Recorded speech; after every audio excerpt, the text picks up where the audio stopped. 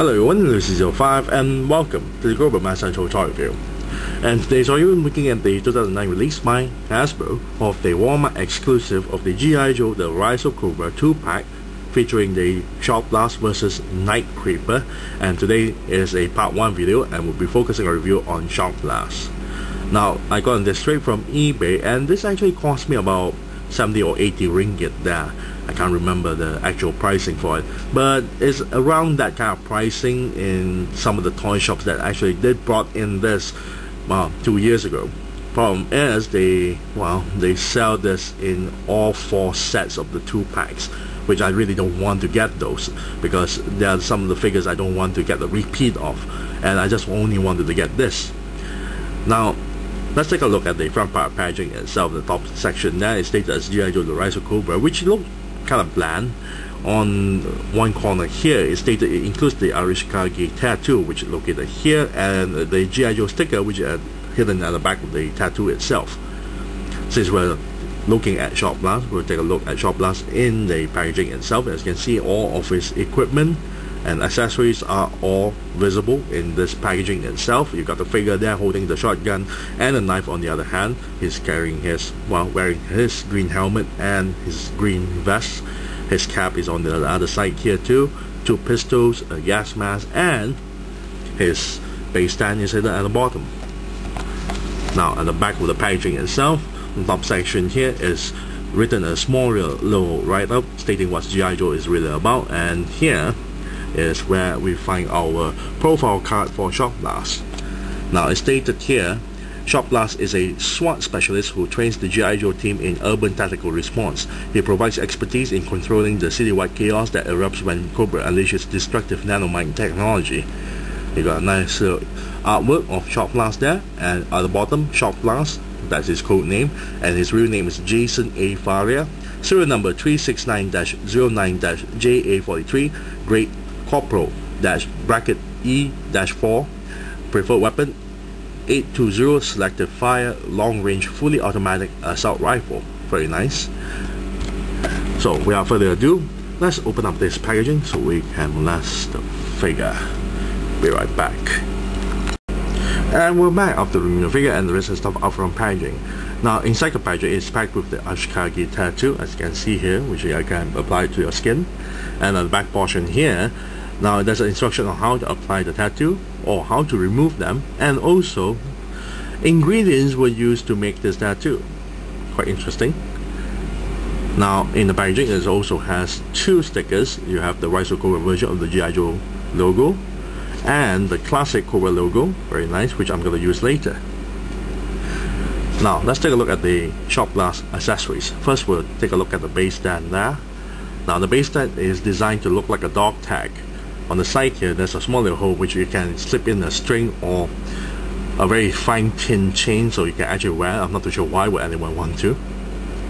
Now at the base here you notice there's a tiny little blocks there. I'm not too sure why they designed it that way, but there's 2 pegs for the figure to stand on, as you can see there. The pegs is rather small to fit onto the figure's feet, so when you place the figure onto it, it wouldn't really sit well for the figure. So basically when you try to place it in, sometimes it won't even fit on the figure properly and it will tend to fall off by its own depending on the figure. Or sometimes even better, if you try to pull the figure with the base stand, you tend to pull the figure off and not with the base stand. So the peg is not really that long. Now the nameplate is all in silver font, stated as Shockblast. At the back here there's a nice little G.I. Joe logo there. At the bottom section, 2 stars and the G.I. Joe name at the bottom. Now at the side here stated 2009 Hasbro, made in China. Very nice.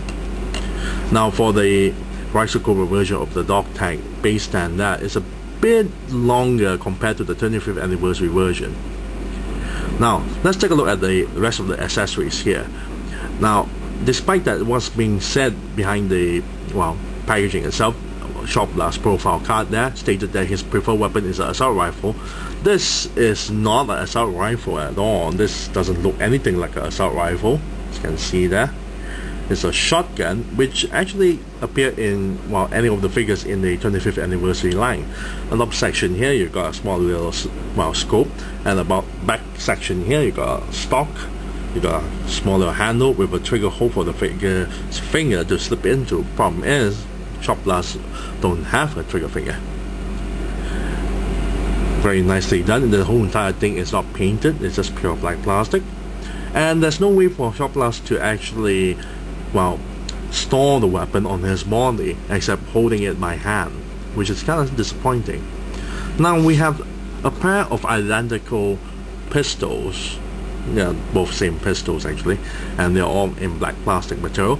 Now you can actually store the pistols in his two holsters there.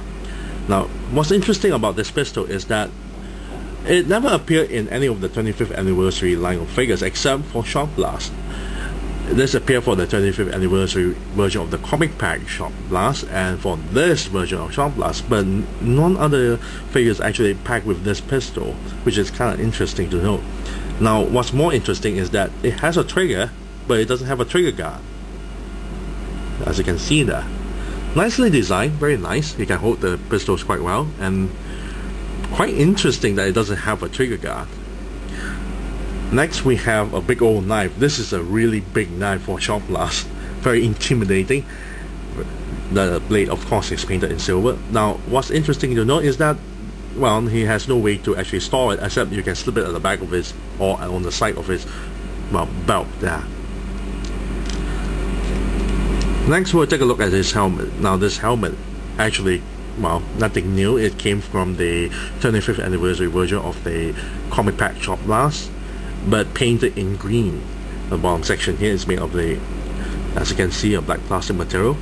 Not very well painted, as you can see there. Very sloppy paint job, but then again, who will actually wanted to see at the bottom of the helmet anyway? Not a lot of details, so we'll skip to the hat. Now the hat is actually quite nicely done, as you can see there. It's made of a black plastic material, and the top section here is painted very nicely done with the camo paint job. Very nice. Now the previous version of the hat itself is actually rather blue in color. This is very nice. It's more towards the gray, suitable for urban combat. Next we have the gas mask, which appeared in the Rise of Cobra line. Nothing special with the gas mask itself. The entire thing is made of a plastic material, black and a clear translucent plastic, which they added in from the back portion of the mask itself. Nice little details there, especially on the filters. Then we have his vest, which actually is nothing new either. This is an old vest that also appeared in the comic pack for, well, for Shockblast and Firefly in the comic pack, of course. Now, the original version, it was in dark blue, or black if you want to call it that way. But for this version, this entire thing is actually in green plastic, which I really find it very, very ugly, because he's wearing a gray uniform, urban camouflage, and you give him a green helmet and a green vest. He's gonna stand out very obvious. The details is nice. You've got 3 grenades there, a knife here, very nicely done, buttons on the side, collar. But green is rather weird choice of colors for camouflage. Now let's take a look at the figure's other accessory, which is stuck onto his body, the belt. This entire belt is actually a separate piece, but as you can see, you can actually remove the belt. But the belt is rather nice. The entire thing is black plastic material. There's three most likely flashbang grenades, very nice, painted in silver. Here we have 6 ammo clips, very nicely done. I really like the details there, and that's about it. Now let's take a look at, well, Shockblast paint job. Of course, you can see the entire thing is painted, quite obvious. The entire body is painted nicely done with the camo paint job. Of course, the body is made of the, well, sort of light gray plastic material, but it's also painted with the camo itself, which I really like the camo paint job on the figure itself. Very nicely done. I really wish they apply more on the sides here. As you can see, the lower arms don't have a lot on one side here, nothing at all. but the other side is nicely done with a camo paint job. Very nice. Of course, the neck is painted in black, and the entire head is pure black plastic material, but the flesh tone skin is painted along with the eyes there and the eyebrow. Very tiny pupils. The pockets here is painted in black. The knife as well, which of course the knife is molded on, is not a separate piece, is painted in black. So that's the strap here.